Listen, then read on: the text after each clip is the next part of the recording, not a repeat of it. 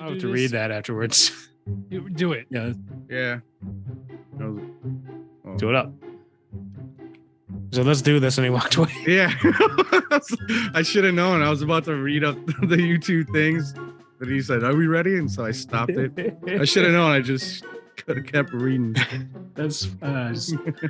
I know why he walked away. I mean, Yeah, I get yeah. it, but it's just funny that like, let's do this. He just wandered off. That's our thing. We can't get away from it. Gotta do like two Three. dry runs before we make it to the good one. Dry runs, 2 or 3 distractions. Next time I'm gonna start doing dishes.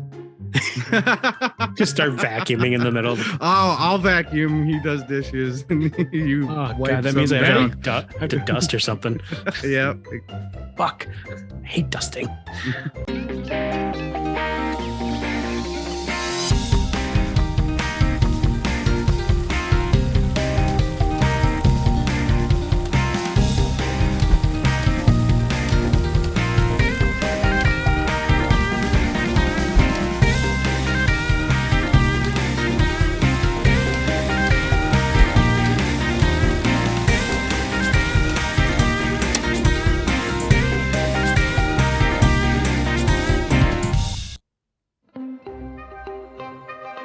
Welcome back to B&B Banter Bros Goes to the Movies. I am Timothy Bennett, your glorious, beautiful host of tonight and every night. And with me is Aaron Banyan, looking purple, What up? and Jason Chandler, spacing out as usual. Hey. So tonight we are going to be talking about the 6th episode of the Hulu original series, Only Murders in the Building, Season 2. And, Hell yeah. Mm-hmm. This episode was fucking dope. Scrumptious. it did not disappoint. Oh, I didn't God, know what to laughed. expect. But fuck. I laughed more at Yes. but like there was plenty of shit going on. Moving the story forward. Another Hell yeah. 50-50 of story and comedy. Piled more shit on top of the shit that we want. And Yep. I can't even forward use still. chopsticks. Fuck! Right So- away in the episode, I'm laughing out loud. Yeah, that whole All right, Tim. You're letting in Tonight's all the loud air. episode, Yep. or I should say not our episode, but the episode that we Yeah. watched was called Performance Review. And why was it called Performance Review? Oh, poor Poppy. Yeah, because we get some Tina Fey and her little. Yeah, we do. We get too much Minions. Tina. Just kidding. No, I don't think we Fade got with too much many Tina. layers. I think we got the right amount of Tina. Yeah, I kind of felt that way too. I was like, yeah. because her carrot's a little much. Her character's That's what I mean. Her character is just taking bitch to Spinal Tap leg. Fucking. Nah. yeah. But anyways, yeah. Synopsis is sorry, Charles There you go. Olivia. I want to say Olivia. Charles Olivier. Olivier. Charles, Oliver, and Mabel collide with their podcasting mentor turned competitor, Cinda Canning, which is Tina Fey. Yep. Subsequently, a key clue requires the trio to orchestrate a stakeout, Brazzos-style. Yeah, it is. They start that episode out with the Oh my fucking God. scene. Yep. It was so Oh. close. I was I need soup. was it hard for anybody else to watch? Yes, A little bit. Like, I don't think that's the they- point. Like it's They I- totally I'm did it on sure, but, purpose, like- and I'm glad they kept it short. But oh my, Oh, God, I'm it glad was he was wearing cringeworthy. sunglasses. It was like, oh my god. Indoors. I so wanted to. Okay, so for a split second, I didn't realize when that scene started. That yeah, it was the Brazzos episode. I was Yeah. like, why did they replace the detective? yeah, me too. I was Yeah. like, is this a flashback? Is this when she was young? Like, what's going on? Or but she's Well, it was once they held up made the no punch sense. card. So Yeah. close. so that. So and then, damn close. yeah, I'm like, and what? then What the fuck so, is yeah. this? like I've always said, they fucked with us just Yeah. in the right But like in the right way.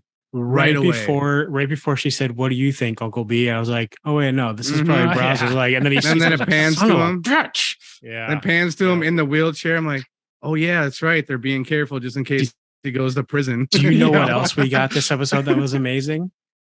Or Jane Lynch as his body double. Yes. I was going to save Pataki. that for later, but Her it's okay. setup and Oh, she's let's save it. Let's save it. Oh it was my the God. best. Yeah, it was the greatest. wonderful. Mhm. Yeah. Genius. Yeah, so obviously we liked it. Mm. What about this episode stood out? Like, what was it that made it so good? I guess. Like, I'm sure we ties have our up own a little lot thing, of so I loose want to hear ends. what was it about this episode that you just was like, fuck yeah, that was what I want. It I think didn't. No, go ahead, Jason. Sorry. I'm just gonna say I think it ties up a lot of loose ends. A lot of questions they set up and they answered them. Here. Like what? They simplified. Charles and Jane's relationship, Okay. Mabel and her relationship, like the boring shit. They got the glitter on the killer and like all this shit. And then they teased Oliver's newfound problem. Aaron, please. Well, yeah.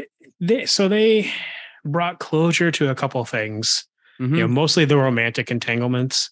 Yeah. Mhm. Which I'm not gonna lie, I was happy. Me too. I was definitely happy for the Jan and Charles one. Yeah. I'm not unhappy about the Alice and Mabel one, but I feel like that's going to come into play later. Yeah. The way they did this, that's a cliffhanger at this point. It's a cliffhanger. Yeah. It was so good. So, it was like, oh. All right, Aaron. But it also adds, you know, the various like little tidbits, like, you know, now we've got the issue at the end of the episode that becomes a new thing. We'll get into that in a minute. But there's that whole cliffhanger bit. The idea of the glitter bomb to mark the killer. It was so it was season 7, episode 21, the fake evidence. Twist, the evidence is fake. That's not a twist. It was in the title. But, I didn't see that coming. but it's a paint bomb. Right. But so you get those little bits, but you also get like they're thrusting the characters forward because they also create a bit of drama because that you have Mabel finding out that Charles is in contact with Jan. Yeah. And you have Oliver trying to basically maneuver through the emotional turmoil of finding out that his son may not actually be his son, even though that trope is going to be introduced of like, you know, family it doesn't mean blood. Mm-hmm. That's going to come into play. And that's a good message. And I'm okay with it. Yeah. Yeah. It's a good message and like, it's a good concept. I'm fine with that. I'm sure they'll do it right. I can only hope. But you also have, like I said, there were bits and pieces, like when you first see Alice in Mabel's apartment and she's taking pictures. Yeah. I was like, that's very suspect. Like I didn't see the way that I didn't see the way they did it coming. So I was pleasantly surprised by it. Yeah. But it was something to question, and it definitely gave me a pause, and I was like, that's suspect. Yeah. But yeah, you also have the intrigue of who sent them the text message saying get out of the building. Yeah. Oh yeah. Now, here's like, I think now having seen that the quote unquote they've been in contact with the killer, I think it's one of their fan club. Yeah, it did seem like that way from the ending video. I'm leaning towards that, at least. Well, not even towards the end of the video. It's like the fact that they're being toyed with, and no, I mean, you know, someone told them to get out of the building, and like they're being toyed with now, and like even them, like their fan club making comments about how the season's been slow. Yeah. And all this, that, the other thing, like I get this odd. That's like, the impression artist for the end games being that the fans wanted to make a better season. That does fall into like this person is an artist and they want to like paint a picture and they care about how it all turns out. So they're giving a fuck a little bit too much, or a lot too much. Yeah, but yeah, I mean, that's, I think what I said last episode. Might have been, episode before. Yeah, cool. The last episode is when they have the fan club in there. Yep. So I had mentioned that exact thing. Like, I feel like it's one of the fan clubs, like they're doing it to help boost up the entertainment factor. So in that respect, I'm on board with you, Tim. I do like they had some turmoil between the three of them with the game, and Martin or Oliver was the one kind of like shunned or like put on break or looked down upon because he made the mistake of calling her out by Mabel. And now this last episode, wow, They kind of got, it's like they got over it. Exactly. It felt, they fixed it, and but we didn't have to watch I didn't even think about it Yeah. until Aaron was giving the breakdown. I was like, oh yeah, now Mabel is the one that is walking away and pissed off at Charles and all this shit. And kind of, now they're taking turns on, but yeah, exactly, Tim. The way they after the Bravo scene, they're all just hanging out in the director chairs and behind the scenes, and they poke at a new love interest for Charles and stuff. They got mad at each other, but they got over it quick. A part of me almost thinks that it's like they just got nobody else. It's out of obligation now. It's like, well, I mean, this is it. Like, this is what we got. So I hate you right now, but they're almost, they're brothers in arms in so much that they're stuck together trying to clear their names. That as well. And so they're stuck in that respect. And I think, and I think that that's really the basis for a lot of it. Like the reason, like even when they're mad, they end up back together. Like they come back because of that. And it's kind of like they have a job to do as well. Oh, I guess that's it. But the podcast, they got the podcast. They got the trying to swipe their record clean. But there is a innocence. But connection. I think it also comes down to they listen to each other, even though they don't listen to each other. That's what I'm saying. They know how to listen to each other and like interact with it. They know who each other are at this point so well because they've been in the chaos. Like they've bonded quicker than most. They've been in the trenches together. And they've gotten out together barely, but and it's so very evident that connection is real and it's deep. So. It's evident in the scene when they decide to text the number, thinking it's Detective Williams, and Mabel just takes Charles' phone. She's like, I think we've established I should be the one in charge of texting. I love that. Exactly. That was great. The other bit I loved, the old people do it. The other bit I loved, and I really love this like weird bit of like fourth wall breaking, is when she storms off later in the episode. And Charles is like, I'm sorry. And then Oliver just goes, like, she does this, like, this happens every like 3 or 4 episodes. She'll be back. Yeah. I thought that was a nice little, like, it wasn't complete fourth wall breaking, but like definitely nudging at it. It was the same feel as we had with the diner. Fan club. Meta, I think, was the word we chose last time.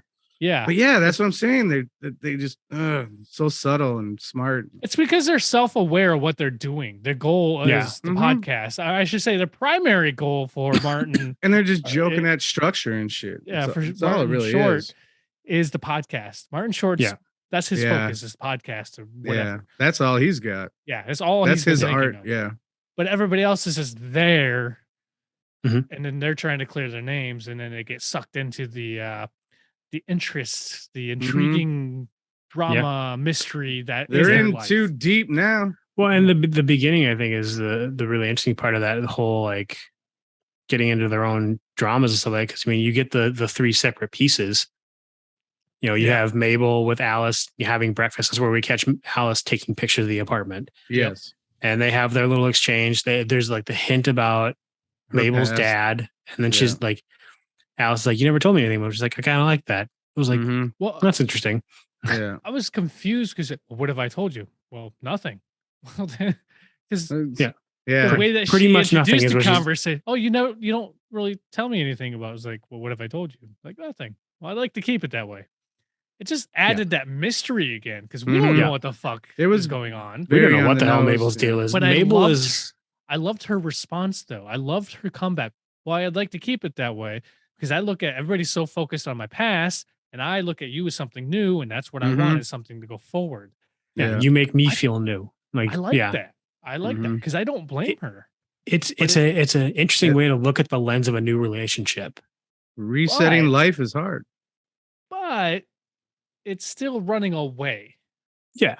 And we've talked about that before. She's running away from no matter where you go there, you want something different. Mabel, stick to that cliche. Mabel is the queen of the Band-Aid solution right now. Yeah. That's a good way of looking at it. Nice. She's on that runaway train.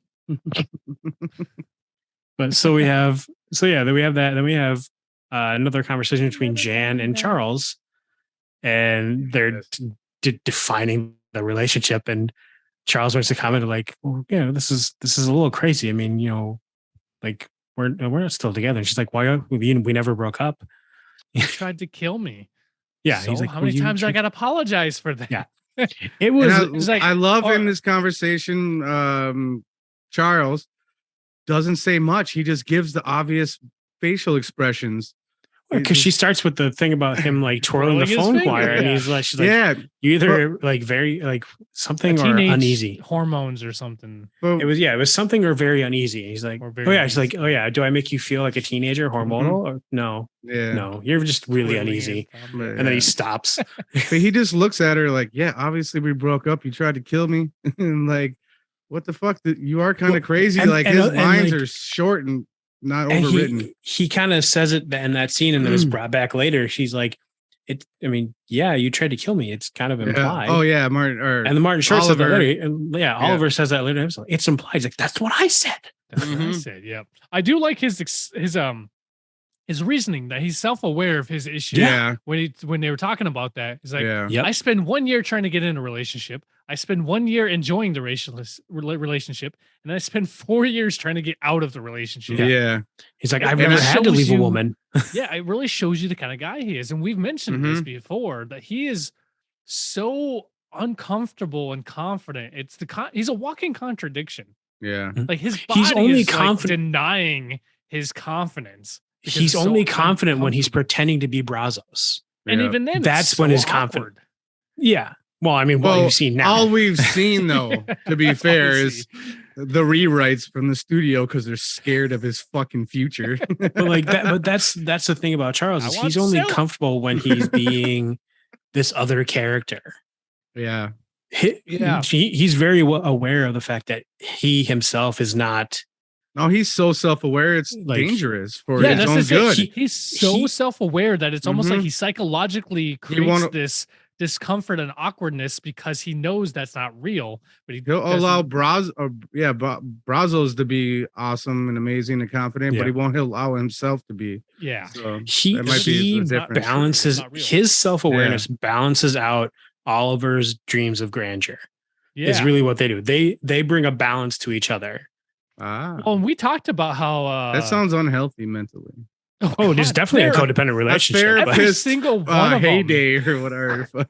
Each one of them have an extremely dramatic trauma of a mental health issue. It's trauma bonding, is what it is. Oh yeah, yeah, and that's why we said they were in the trenches together. And that's probably why this show's doing so well. Everybody's fucked up. Yes. Whether they show it or not. If you can't identify, I don't know many people that would identify with Oliver, but like I'm sure tons of people can either identify with how Mabel is or with how Charles is. I identify to some degree at least on that relationship math. It's 4 years, or like it's an exaggeration, like a lot of effort on your part.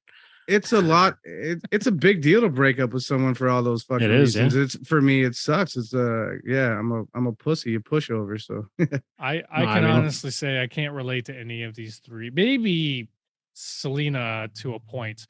Like her the way you dress. Absolutely, I would pull that jumpsuit off. Hell yeah. It's a jumper, not a jumpsuit. Sorry, I was thinking of Jan. Get it right, God damn it. All right, don't miss your point. No, her abruptness, her just straight. Oh yeah, straightforward, shooter mentality. Yeah, I'm a lot like that. Yeah, and that's what I mean. Like, that's probably as close as I get to actually relating to. But that's what I mean. Like, not everybody's on their level, but I mean, there's like nuances of them that go, oh, yeah, I kind of get that. Yeah, like no, everybody. We know, Tim, you're the greatest person in the world. Moving on. he's that scene from The Simpsons when like they allow mocking at football games. So Tom Brady gets on the Segway. He's like, everybody sucks but me.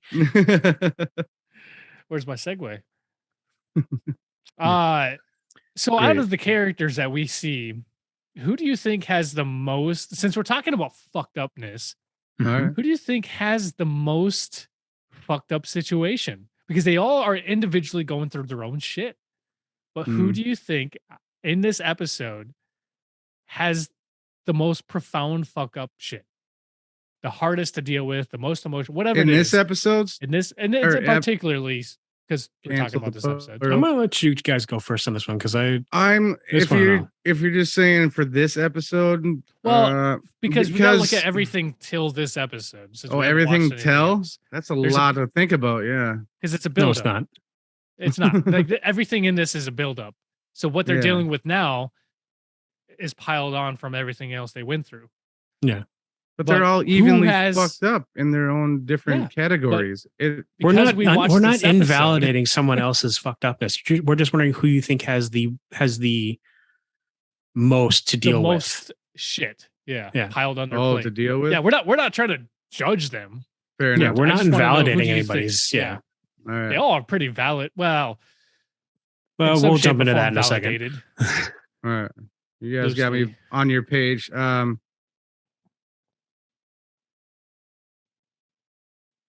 Tim, how about you go while he thinks? Okay. I want to break down each of them a little bit, but oh god, I really think that not given the end of this episode, okay, take that away because that was a whole other thing. That's next episode. Shit. Yep, we'll talk about whatever later. But don't put that this ending of what happened, because literally that would be the one who has it all. I really think that it's Oliver. I think Oliver has the issue with his son not being his son weighing heavier on him than anyone else. And it comes down to, if you break down Mabel's issue and Charles' issue, all of those are more self-absorbed. Yeah. And it's more about them and their pettiness. Even though I feel for Mabel, and I don't really care so much for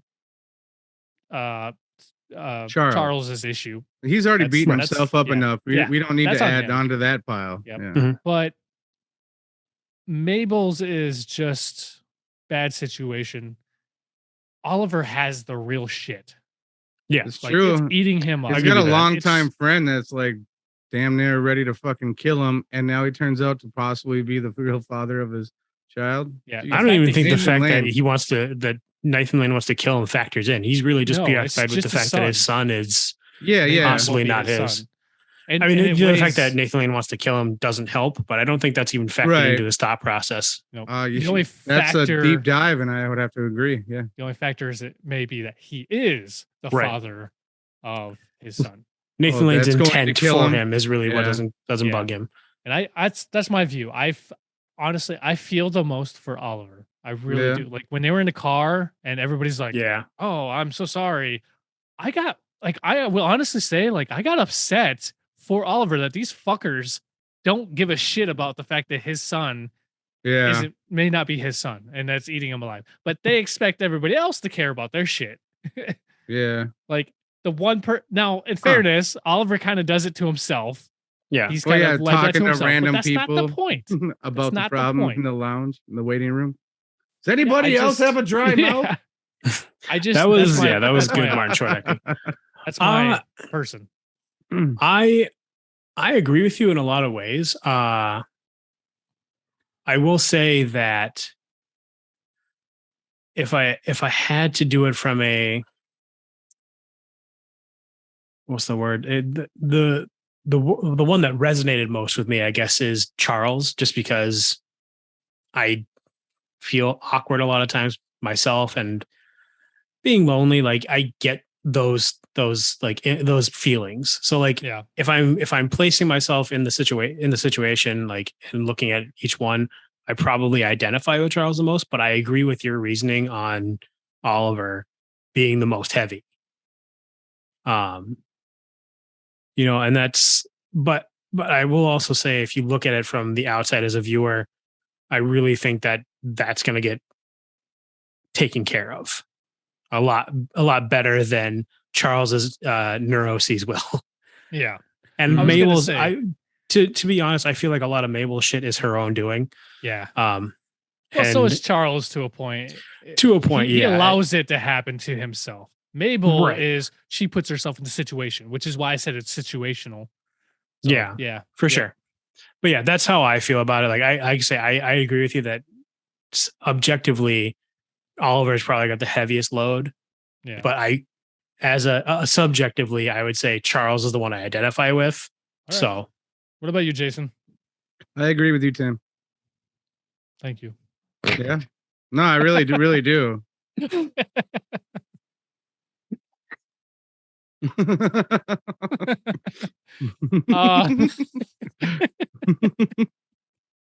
Yeah. So, do you want to elaborate? Do you have something more to add to that, or are you just gonna roll? No, over I've heard myself on this podcast before. If I try to elaborate, I'm just gonna try to recycle things you've already said better than I can. So let's move on. Yeah. Oof, you had a little. I seriously something on your agree. nose there, Jason. It's I forgot to fucking wipe, so. brown tip. It's the Jesus Christ. All right. Moving on. So I did want to break it down a little bit. I know because how I it find that sounds. each of these situations, which is why I wanted to ask the question, each of these situations are very interesting because they're very separate, but they are a big part of the episode, a huge part of the episode. Oh, for sure. Yeah. So the episode was called Performance Review, and we got that because of the Poppy situation. But in reality, That was on the we're looking at these three as the way that they perform their life. Mhm. And I think it's very interesting because it deserves the review of these fuckers and what they're doing in their life and how they fuck everything up. And they just Yeah. gotta fall into the, I don't know, fixing things. There's not really much planning. A lot of this is like they fall into situations and like work with what they stumble have. through. Yeah. Yeah. It's sounds like real happenstance. people to me. I mean, it's It's kind of how pure I live a lot of my happenstance. life, All it but is. yeah. So Charles, we talked about Charles. His biggest issue is what? Well, in this episode is his Jan. Yeah. His connection to His Jan. Jan. He's trying to figure out a way to sever that connection. Because he got too connected, and now he's, like you said, he has nothing else besides his podcast, and now this wheelchair part that's whatever dumbed down, and so he's like emotional connection. He's like considering it when he's smart enough to know this is not something he should be considering. It's not healthy. When you look at Charles. Oh no, sorry, I didn't mean to. I thought you were wrapping up. No, I would. Yeah, go ahead. I was going to say, when you look at Charles as a character from the start of the series, he was a man who seemed inherently alone.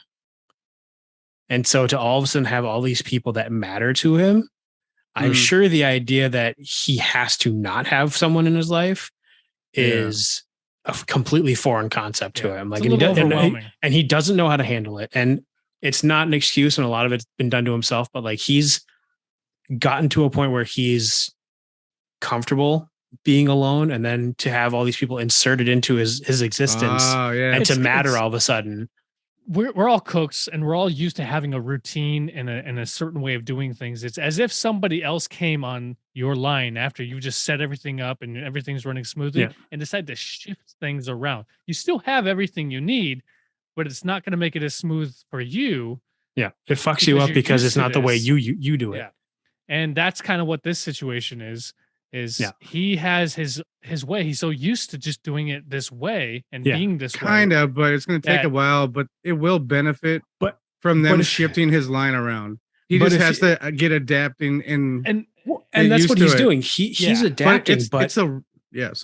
But what the problem is like, especially with Jan, is he's adapting to having all these things switched around, but now all of a sudden he's got to take a piece back out and fill in that gap. Yeah. It's so you know what I mean? It's shifting too much too quickly on him, and he doesn't know how to handle it. He's good at doing. Right. He's a very stiff person. So like when he shifts, it's like purposely. He doesn't shift accidentally, and he doesn't do it like on a whim. He's very smart, and that's why he's so like he's neurotic. He's neurotic. He's going crazy with the even the fact that he's considering continuing talking to Jan and like diving into this emotional connection or not cutting it off. Well, he also has because he's smart. He has a what is it? Like a compliment complex. Yes, and we saw that in the last episode. Is he gets one single little compliment and it boosts him perks up. He's a puppy. Like and he the gets second so you overconfident show him positive feedback, one little thing. Yeah. It's just like oh, well, here you go. And that's he's a puppy, is what it is. That's his self-destruction too. That's his self-destructive pattern. Is Yeah. He gets overconfident, But and he shouldn't be because of his wrong situation. Podcast friends, they have a conversation. They set and him then straight. They balance him set out. him straight, and then he comes up with the best plan and solution to break up with Jan ever. Thank you, Jane Lynch. Oh, I love that so much. I knew something was going to happen like that. Even they told you, but first we get the setup. We get the setup. I didn't expect her. That was great. We get the setup scene after the Bravo scene where she comes wheeling in like stop calling him Bravo. Bravos, Johnny Bravo. Brazzos with a Z. No, I don't say things right. It's Jam. Jam Lynch fucking just comes rolling in. Jane. It's all right. Fuck it. People know what's up. The setup scene. No, you guys are great. Yeah, but we were talking like when Pataki comes in, I think she comes in, I'm your body double. He's like, I can roll a wheelchair. She's like, shh. No, she even makes like child of a man. I can do emotional stunts too. She like piles in after like physical and emotional stuff. All the physical and emotional stuff that you can't do. No, Charles, I'm here to do the things that you cannot do. And it felt like a throwaway scene, but then it was a setup scene for this solution at the prison. All I can say it was awesome. Is as soon as Jane Lynch popped on screen, I was grinning. I was happy. I was like, I was happy. Every word she said was. I love that woman. Oh yeah, Jane Lynch is great. Everything I've seen her in, I love that woman. Her to be fucking Charles' double is why is it so crazy that it works so well? Because they're not even the right height. They're not even necessarily the right build. But no, Jane Lynch has gray hair. Jane Lynch isn't stiff enough to be Charles's. No, like she has so many layers. She has almost a stoop when she like moves. If you watch her, she almost stoops forward. Well, because she's so tall. And Steve Martin is so not just very much straight up. He's reaching for extra height Lynch is and like posture. 6'1". Yeah. So it's it was super her funny. Demeanor. It's her charisma. It just towers over everybody. That's really what it is. Fucking hilarious is what it is. She is a less flamboyant Martin Short. Like she performs the same way. Like she makes those like weird backhanded or underhanded like negative comments that don't sound negative. Yeah. Like she does the same thing, but she's less flamboyant about it. And she's a little bit more confident. Like Martin Short's character or Oliver is more like direct, but it's more of a punch, And with Jane, it's a matter of factly. Martin Short will like add it in, like we'll say it, but like he'll trail off at the end. Like he was like, oh, okay, you didn't know that. He's thinking, and Jane Lynch just like puts it in conversation like it's normal and doesn't acknowledge it. Like I said, matter of factly. Yep. Yeah. Just here it is, and move on. I know. Yeah. I know. Don't do this to me again. So we talked about Charles, but what about Mabel? Finished our point. Mabel's. Oh. Yeah, that's a good point. Damn. Damn, we were about to get to the wrapping up. That's what I was shooting for. Oh, it smelled like steak. Hey, everybody, it's the Craig Ferguson Show. We're back after all these years, and I've changed my shape. Oh, and your accent. Right. All right, let's get. All right, let's try this again. Ready? Are we clapping or what? Oh, wait, no. No, we're good. Okay. Clap your hands, everybody. All right. What the fuck was the last thing we were talking about? Jane Lynch? We were just finishing up our point about, we just finished up our point about Jane Lynch. Yeah. Yeah, we were about to move on, so that's the best thing about it glitching is that we finished our point. So moving on to Mabel and her bullshit and all the piloting that she has on. Right now, the focus that we have is her relationship. What's her name? We already understand she's running away from her past and all that stuff, but her relationship is kind of like her primary focus. Because it's like a new beginning type of feel for her. Yeah. So what happened to her? A lot to put on someone. What happened to her when it comes to that little first out of two things? I will admit, I was taken back. I legitimately, when she walked into Alice's apartment, I was like, oh my God, what the fuck is going I on? did feel. I'll admit confusion for a minute. I didn't understand what was going on either. I think all three of us matched exactly what Mabel's character was feeling in that scene. I was walking through those fucking that scene right along with her mentally. But what's up, Tim? When you find out what happened, once again I was like, oh yeah. I had that moment. I'm like, oh, this bitch is done. And I'm so glad they did the walkout and the delusional fucking with the focus on the camera and stuff like that. Yeah, but they made it all blurry because that's like shock value, you know. Yeah. And so what happened? What happened? What's her name, Aaron? Alice. Mabel's fucking new love interest. Cara Delevingne. Recreating the fucking bunny murder scene that Mabel's under scrutiny for. It's a reenactment. So we figure out that the reason she was taking pictures of her fucking rug, that was her rug, and like she took pictures of the wall of the mural and stuff like that. So like she was taking pictures of everything to do a complete recreation. And that's what we have like at this juncture is Mabel walks in during the rehearsal of the recreation. And as she storms out, obviously she's upset. She storms away. We hear Alice saying, you weren't supposed to see it. It's not ready. I was trying to look at your trauma through the lens of an artist. Things like that. Basically trying to justify why she's trying to capitalize on Mabel's infamy. That's why I don't give a fuck. I mean, that's why I like that Mabel walked out and the camera did what it did, because whatever the excuse is or whatever, especially after that lie or the shit she said at the previous episode with Martin Short's game. Yep. I don't care what the fucking reasoning is. Matter. It's agree. Fucking wrong. It's bad. And it's basically like you just walked in on your wife, the love of your life, fucking some other guy. That's how it's the same situation. You're like, but in this case, you were Luke Wilson in the fucking Old School movie in the beginning. That's the address for the gangbang. But I don't, and it's definitely the same level of betrayal. Yeah, because I mean, she's using she's using what Mabel has not clearly given her permission to use to further her own artistic vision, career, whatever. She's using it without Mabel's permission or knowing. So it's a betrayal. It's a harsh betrayal as well. Yeah, because she's still in the middle of this. Yeah, and that's I think more of the betrayal, less about what she's doing and what it's about. Mabel's connection with her at this point, all we know is it could be so fucking fake because the other lady is just using this connection to get all these details for this future art project.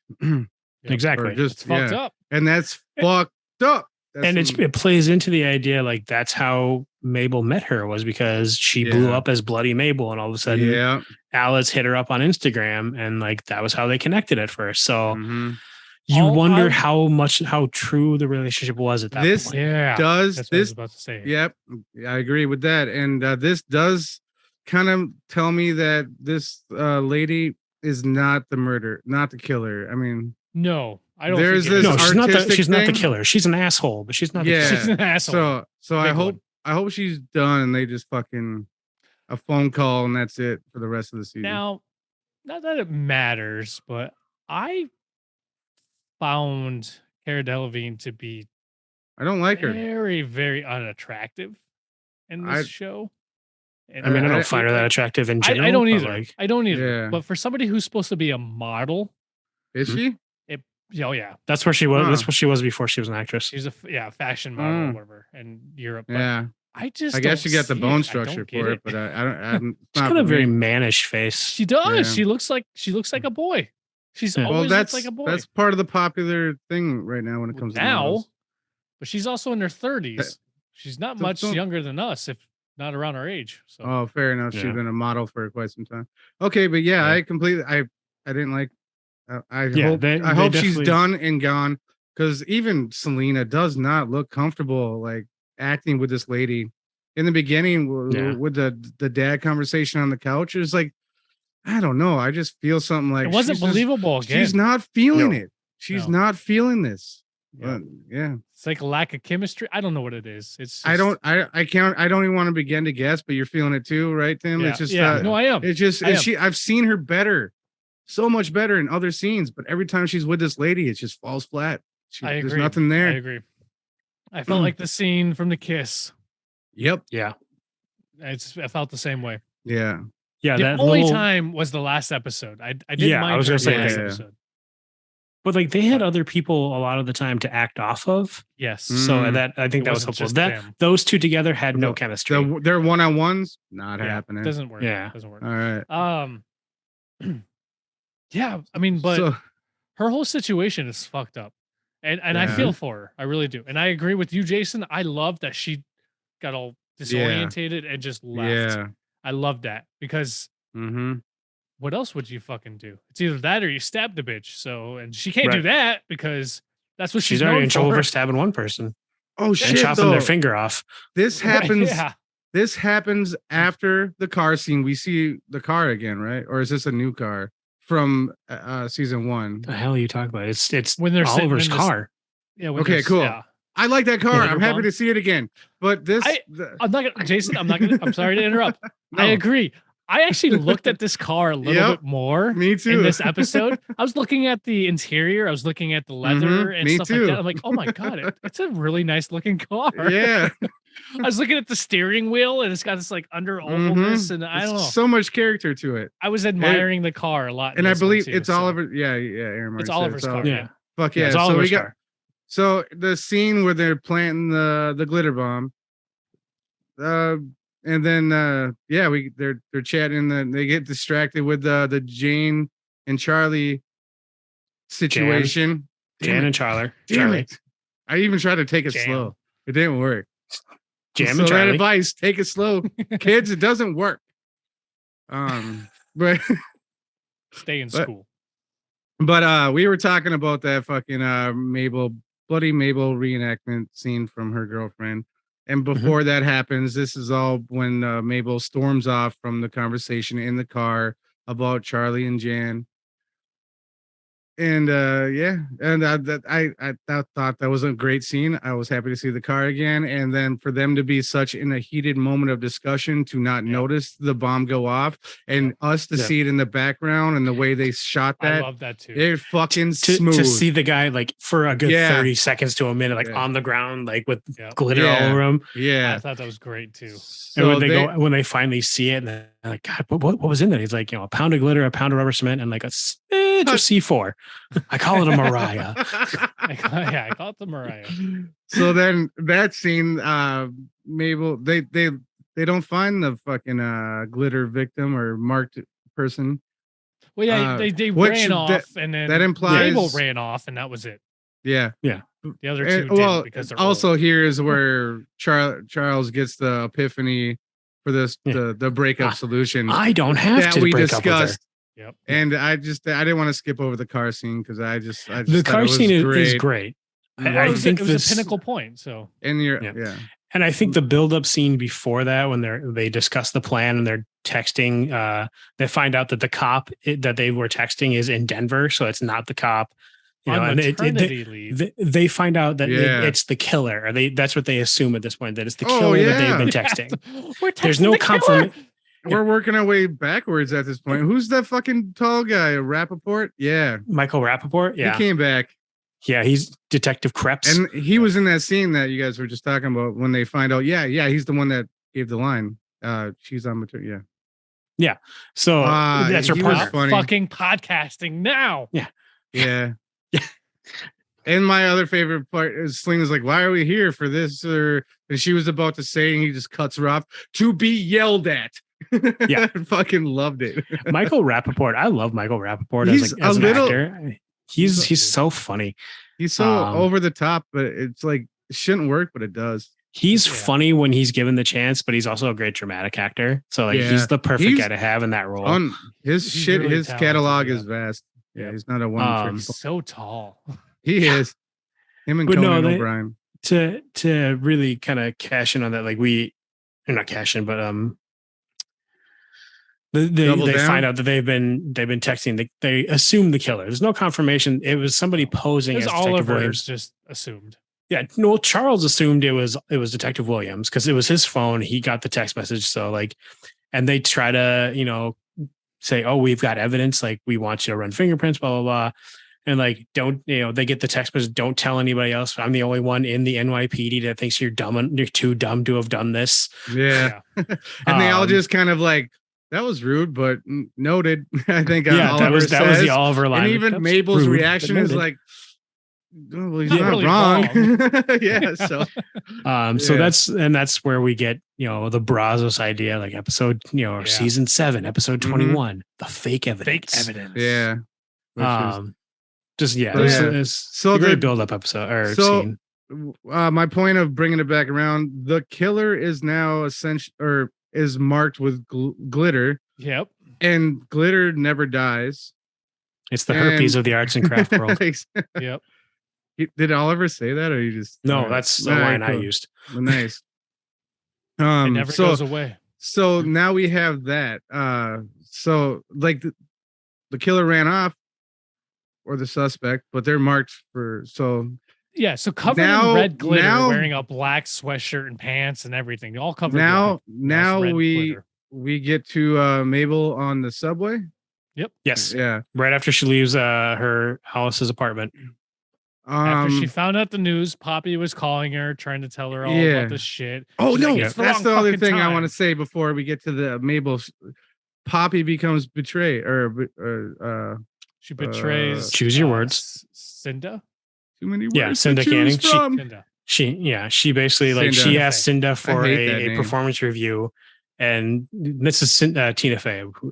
Cinda's like, "Oh, you asked for the performance review or the promotion in front of Luis and made everybody uncomfortable." Mm-hmm.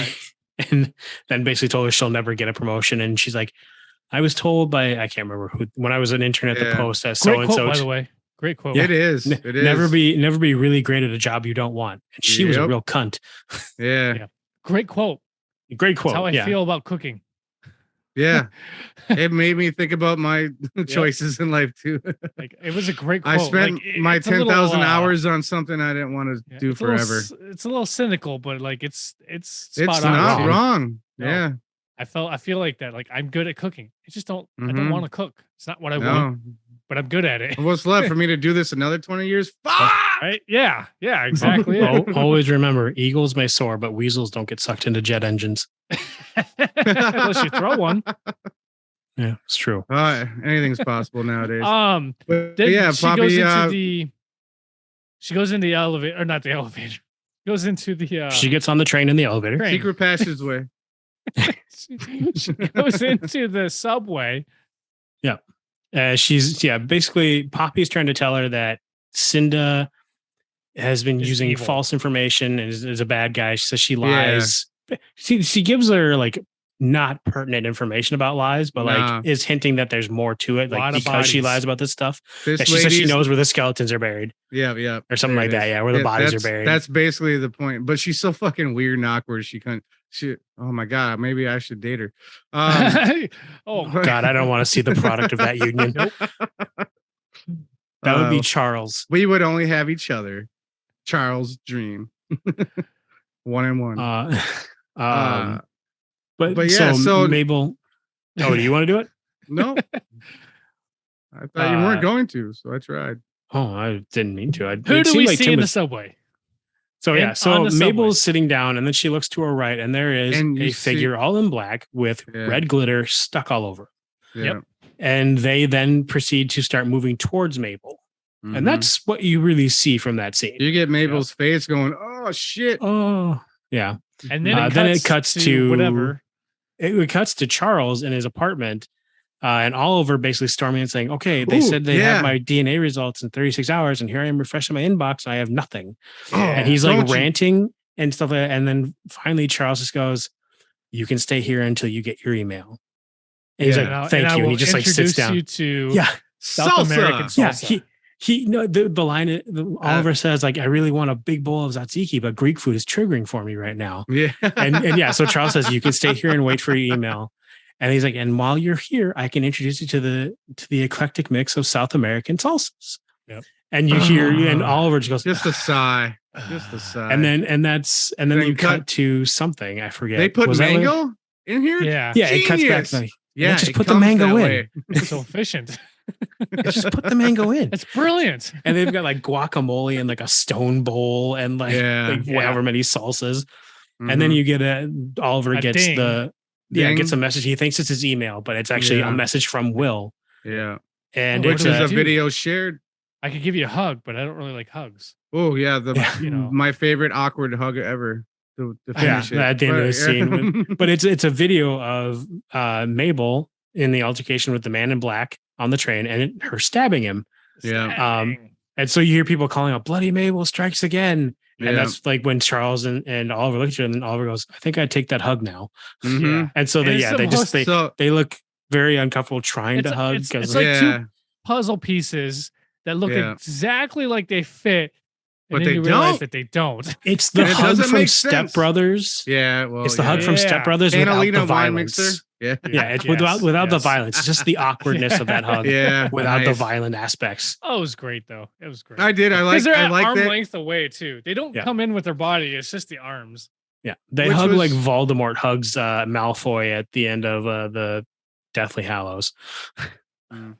Yep. But and that is where they fucking cut that shit off. Yeah, because it was a great reaction to. He was expecting bad news on his phone, but it wasn't what he was thinking. So it was it was bad. He still got bad news. Just not the. But my prediction: self-defense. Mabel's self-defense is probably obvious, but then the video is taken out of context. Because as social media will do. Yes. Obviously, we have no idea, which is the great thing about the show. But do you think that this is the killer, or the one that they suspect? Like, do you think this is the person on the video camera, the security camera? I think this is going to be an entirely different. This person seemed too slight compared to like what I saw the killer in earlier episodes. Like, so he seems too wiry comparatively frame wise. But the security camera that we got in the diner, do you think it's the same guy? There's a chance these match up. Ooh. I was thinking yes. But Tim, I think it goes back to it's not only one, it's a fucking collective of motherfuckers. It's probably the fan. It's the evil, the fan. How the evil funny, fan base. How funny, and this crossed my mind for some reason earlier, was how funny would it be if it was Oscar? It's not. Oh, Oscar. No, fuck that. How funny would it be? I actually don't know if I would like that. I don't think I like it. I don't think I like it. I don't even think I would find it funny. I feel like I'd be like, they're too smart for that. It would make me probably kind of go. I'm gonna go back. I'm gonna go back to Tim's theory. It could be Will. Maybe he was on the subway in disguise, recording that shit. But if now, he's recording, as I say it out loud, I just realized how stupid I am. And that is where we get to wrap this. Shit! Jesus. Yeah. So can't leave everything on a great note when I'm 1 involved. to 5 stabbings on a subway. I gotta give this a 5. 5. Yeah, I gotta give this a 5. I love this episode. Psycho stabbing in a subway. Better grab some of that type of music for this part. Yeah, this was great. This was great. It was such a great episode. It was fucking yes. And once again, no Amy Schumer. Yeah, this is true. Not even mentioned. It's like fuck that Amy Schumer chick. She's out. Nobody liked her. Thank God. That's the only time the way she used to have sex. Fuck her, then kick her out. Hey, at least she puts on her shit. Let's not waste time on our fucking show talking about her. What? I like to eat pork, not sleep with. So yeah, you got heated there for a minute. Oh shit, Tim glitched again. I'm out. Damn it. Bye. Right. Well, yeah, this has been B&B Banter Bros Goes to the Movies. On behalf of Tim, who might not be here, and Jason and I. Zoom glitch. Oh, there he is. Oh, there he goes. He's back. Okay. I will do this better. On behalf of myself, this is B&B Banter Bros Goes to the Movies. Thanks for listening. Bye. Stabby. Stabby jabby. Hurt feelings make me laugh. Do you want to do a clap real quick? Just get Yeah, let's do it. it over with. Are you using Jason, can you handle it? I'm gonna try my best.